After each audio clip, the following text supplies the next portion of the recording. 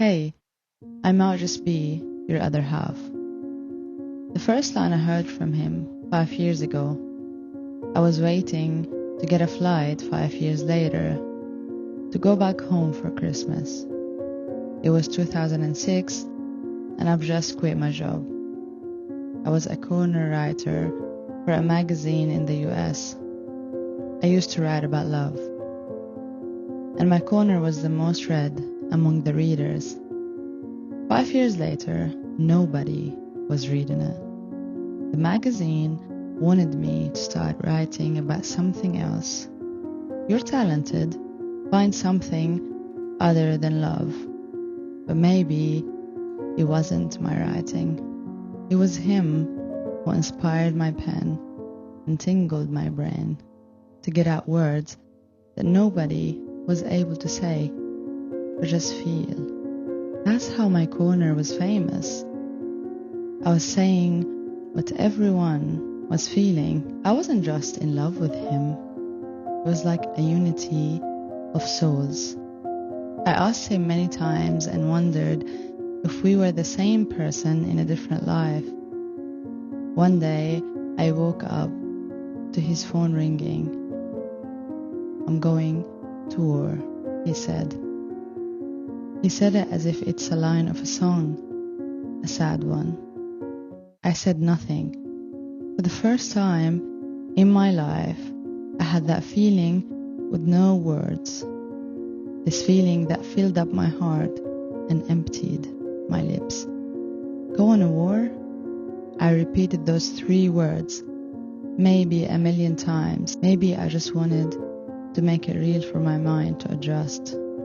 I held my phone to call him many times. Many lines were running in my heart like a bloodstream of words. I beg you, don't go. This could be a poem, I thought. I refused to be one of those lovers I hear about in the news. The broken heart ones who never saw their other half again. If you haven't lived in a war, let me tell you a few words that may be able to describe it. It might be a poem that rhymed itself, and it goes like this. Living on the edge of death. Your brain knows it.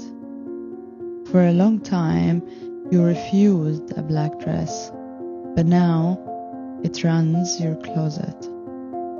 Is it the last time you take a breath, or would you live for another moment? If you're wondering, I didn't call him. At 9 p.m., he was supposed to leave. I was writing my section for the magazine and I forgot my phone charger. My phone was off. I don't know if I purposely wanted to leave that charger home. I wanted to call him, but I couldn't. He left. Why? What does war mean? What are you fighting for? Would you come back? Fight for me. Let me be the war you fight for. All this was in my head. In the airport lounge, 5 years later, waiting for my flight. How long does it take to heal from love? My voice is so scratchy, like I just cried my eyes out. I didn't. I'm just used to crying inside now. On the flight, I sit next to a lady in her 70s. She knew my name and asked why I stopped writing. I immediately started crying. With my tears on my lips, I said, the reason I wrote isn't there anymore. He disappeared in war. I still hope that one day he will knock on my door and say he haven't charged his phone, and that's why he couldn't call. The lady smiled with her eyes teary and said to me, she lost a son in war. I hugged her and I almost smelled him. I'm not sure why. I asked her if she still hopes to hear back from him. She said it almost killed her to believe that one day he'll come back. So she decided to live with missing him, making his favorite food, drinking with his coffee cup on his chair. I know that he is here somewhere, watching and smiling, she said. It's weird how we romanticize death. I thought in my head. A united soul. That's how I felt about him. But I wanted more than be united with his soul. I wanted this part of me that only likes his company. I miss this side of me.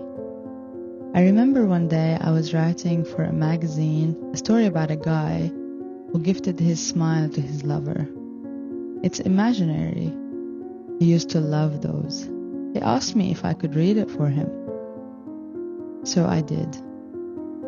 A guy in his teens walks by this house daily to cross the river. In this house, there's a girl. Waves at him every day. Her hand's like a leaf of a tree waiting for autumn. Her lips are stuck together, never showed her teeth. She didn't learn how to smile, maybe. 365 days passed by. He stops this time. It's our Wavery anniversary, he shouts. A year ago was the first time you waved at me. She didn't reply back. She wanted to, as if her mouth had punished her brain, and no words were able to be out. She signed to me that she was born with no voice. Maybe that's why she doesn't smile, he thought. I wish I could give her my smile. He wished it like the last wish of 3. A magic stick appears, and the lips was replaced. So every time he smiled, she did. He loved that story. One of your best work, he said. I asked if he could gift me his smile if I was born without one. I'll give you my life if I could, he said. To this day, I wonder if the magic stick was listening. Maybe I was the one who's supposed to die. I got home, knocked on the door, hugged my family so tight. There was a gift under the tree with his name on it. I was in shock. How did this get here? Nobody knew. Please tell me, I said, if you put that there. Nobody did. Everyone was shocked. I opened it faster than my breath. It's a book written by me. It's all the stories I wrote throughout the 5 years.